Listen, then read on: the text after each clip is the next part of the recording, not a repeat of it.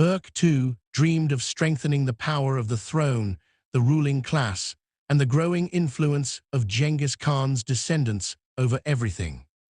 Building cities, developing industry, farming, trade, all of it served the interests of those who ruled over the common people.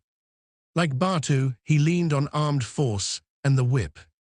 Just as with the great Rus nation, he set the princes against one another to maintain his dominance, and he showed the common people little mercy. His one real difference from Batu was that he cared far more about industry and commerce.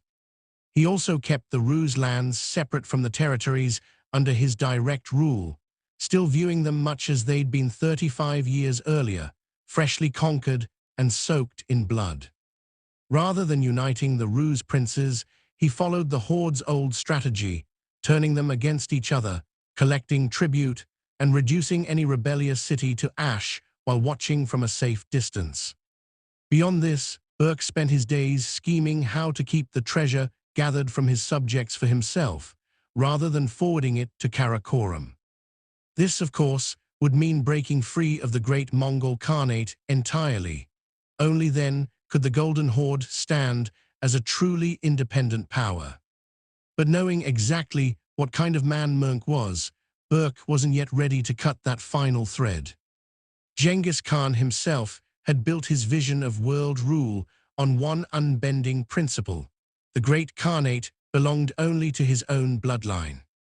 Tribute from every conquered territory flowed to the great Khan in Karakoram, who alone decided how it would be spent or redistributed. In this way, the entire empire remained bound to a single ruler, and whether that ruler could ever measure up to Genghis Khan himself remained the enduring burden carried by every one of his descendants. One day, Berke summoned the enslaved Armenian architect Koloman to attend him. The craftsman made his way up the hillside at his own unhurried pace, his chains dragging behind him until he reached where the Khan stood. As always, Koloman greeted him with nothing more than a slight nod of the head. He had never once addressed Berke with the customary honorifics of my lord or great Khan, a defiance that had earned him beatings and imprisonment before, yet he'd never once backed down from it. He explained simply that his shackles made climbing slow, and that Berke should consider his presence at the base of the hill the same as kneeling at his feet.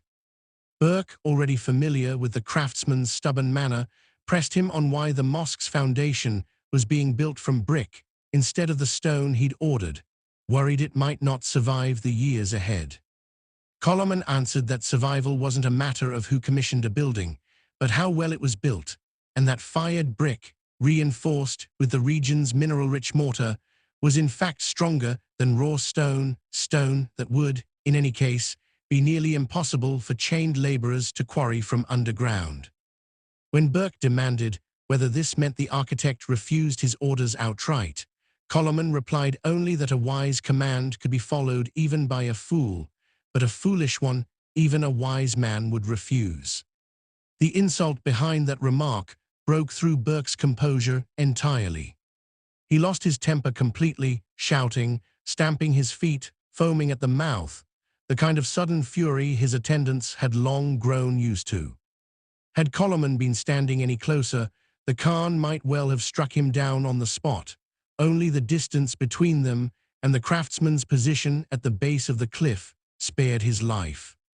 Koloman, unfazed, simply laughed, and when Berke demanded to know what was so amusing, the architect said that being shouted at from high atop the bluff reminded him of an old story from his homeland, about a goat that mocked a wolf from the safety of a cliff edge it knew the wolf could never climb, bragging and insulting the animal precisely because it knew it faced no real consequences for doing so. It was only, Koloman said, a shame that Berke happened to sit on the throne of the Golden Horde, otherwise the comparison might have run even further. Furious, Berke nearly ordered the man's execution on the spot, until his advisor Sorik intervened, calmly reminding him that a magnificent mosque bearing his name mattered far more than the head of one stubborn slave, and that the devout believers awaiting its completion deserved to see his anger set aside. The Khan calmed at once, though he still ordered that Koloman receive 100 lashes for defying his command. The craftsman accepted the punishment without complaint, having endured far worse before, but asked only one thing in return, that if he completed this magnificent mosque, Berke would honor his promise and set him free. Berke agreed with a smirk that told Koloman everything he needed to know. He would never see his homeland again.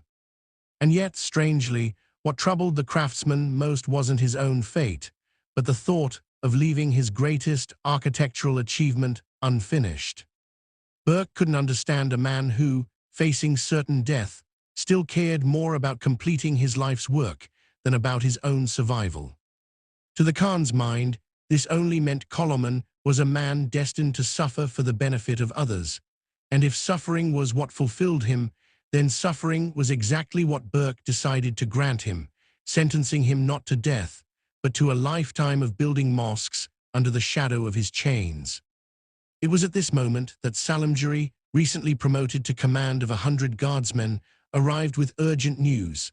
Barakchin, widow of Batu, mother of both the late Sartak and the recently deceased young Ulagchi, had fled the horde under cover of darkness with 10 of her guardswomen, riding hard toward the territory of Hulagu in Iran. Barakchin, a Christian by birth and upbringing, had long stood as a political rival to Berke, both through faith and through her claim on the succession. After Sartak's death, she had briefly served as regent for young Ulagchi before Berke's rise to power, a rise that had followed suspiciously soon after Ulagchi's sudden, violent illness. She understood all too well that Berke would never let her live in peace, and now, with reports of watchers following her every move, she had made a desperate bid to reach her late husband's old ally before it was too late. Berke's fury was immediate and absolute. Despite Sorik's attempt to intervene, reminding him that Barakchin was, after all, his own brother's widow, and posed little real threat as a lone woman fleeing, Berke refused to relent. If he spared her today, he reasoned, she would return tomorrow allied with Hulagu, showing him no mercy in turn. He ordered Salimjeri to ride her down, captured alive if possible, but her death was an acceptable outcome all the same.